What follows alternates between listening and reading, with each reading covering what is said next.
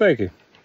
Pēc tam, kad valsts propagandona Latvijas sabiedriskā televīzija vakar paziņoja, ka bijušais ģenerālprokurors Juris Stukāns, neraugoties uz izteiksmīgo pēdas nospiedumu uz pēcpuses, atkal gatavojoties kandidēt uz ģenerālprokurora amatu, sociālie tīkli piebira ar diezgan vienbalsīgiem izsaucieniem: ak, Dievs, kāds stulbenis, ak, Dievs, kāds nekauņa, ak, Dievs, kāds nekaunīgs stulbenis, nu ko šitas te lien, viņam ar vienu pazemojumu nepietika, uz ko šitāds te vispār var cerēt, viņam drīzāk kamerā vieta nekā ģenerālprokurora amatā. Mīļie, jūs joprojām nesaprotat, kādā valstī jūs dzīvojat. Kā pārvaldītā, kādi pārvaldītā, un tā tālāk, un tā tālāk. Pirmām kārtām, tas, ka par Jura Stukāna nodomiem paziņo tieši Vienotības kontrolētā valsts televīzija, nav nejauši. Tāpat kā savulaik nebija nejauši tas, par ko paziņoja raidījums Vremja un Gazeta Pravda. Tam bija skaidrs vēstījums toreiz, tam ir skaidrs vēstījums un nozīme tagad. Otrām kārtām, tiem, kas sauc Juri Stukānu par nekaunīgu stulbeni vai par stulbu nekauņu, vajadzētu paraudzīties, kaut vai uz šajā te sen izpirktajā grāmatiņā aprakstītajiem faktiem. Par visiem tiem atgadījumiem, kad jūsu vārdiem sakot stulbajam nekauņam, par acīm redzami noziedzīgajiem nodarījumiem būtu nācies stāties tiesas priekšā un kādu laiku pasēdēt cietumā. Bet taču nestājās, bet taču neiesēdās, ne par vienu no tiem.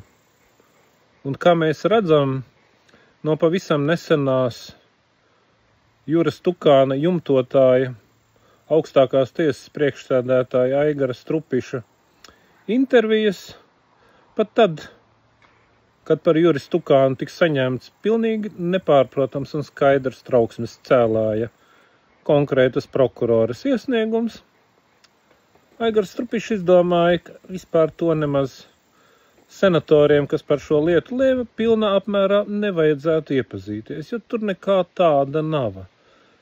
Tas, kas ir, to Aigars Strupišs pats viņiem pastāstīs.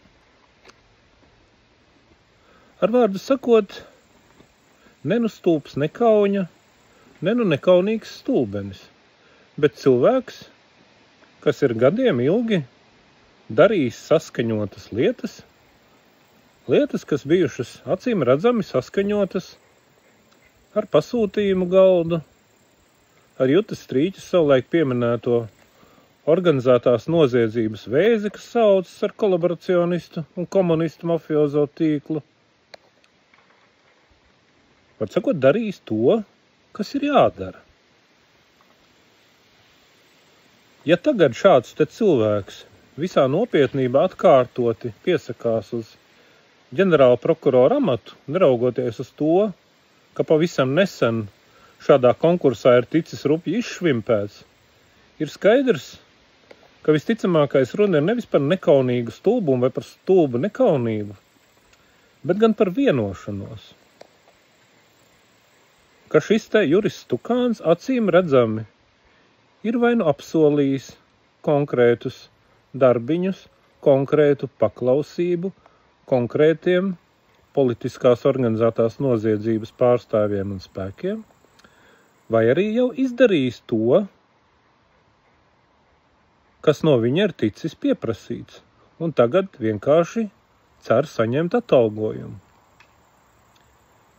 Jūs varat jautāt, ko viņš tādu varētu būt izdarījis? Atceraties, par ko bija trauksmes cēlājs prokurora ziņojums, par to, ka Juris Stukāns rupji mēģināja ietekmēt lietas virzību Krišjāņa Kariņa lidojumu lietā. Un tagad paskatieties, uz to, kāda apsūdzība ir celta prokuratūrā.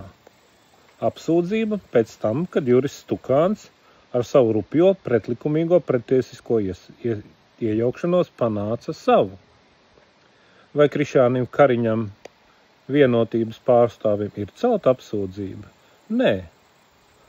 Lai gan krimināla likumā ir skaidri un gaiši ir pants par uzkūdīšanu uz noziegumu. Un Krišjāns Kariņš acīm redzam uzkūdīja uz noziegumu. Vai apsūdzība ir celta Vienotības pārstāvim, Krišjāņa Kariņa biroja loceklim Jānim Patmalniekam? Nē, lai gan arī pēc visas publiskās informācijas arī uz Jāni Patmalnieku attiektos krimināla likuma pants par uzkūdīšanu uz noziegumu. Šiem te Vienotības kadriem apsūdzība nav celta. Apsūdzība ir celta noderīgajam idiotam Jānim Citskovskim, kurš tagad pēkšņi ir attapies pie sasistas silas un pie tā, ka viņš lūk ir pēdējais un vienīgais vainīgais. Kad Krišjānis Kariņš un Jānis Patmalnieks viņu uzkūdīja uz noziegumu, viņš teica, labi, es to izdarīšu, ja jūs tā gribat. Nevis teicu, nekādā gadījumā es jūs noziedzīgajām pavēlēm nepaklausīšu. Ar vārdu sakot, tad, kad Juris Stukāns piesakās par ģenerāla prokuroru, ar visu savu konkrēto noziedzīgo nodarījumu un atklāti redzamo noziegumu kravu, nevajag viņu uzskatīt par stulbu nekauņu vai nekaunīgu stulbeni. Visticamākais, politiskā korupcija ir spērusi vēl vienu soli uz priekšu,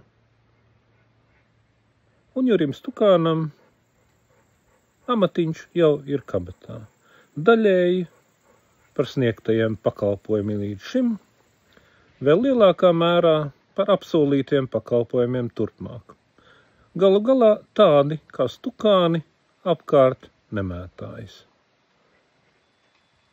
Valstī bankrota priekšvakarā, kad ir jānozog vēl atlikušais nozogamais, tieši tāds Stukāns ģenerāla prokurora amatā arī ir ideāla persona.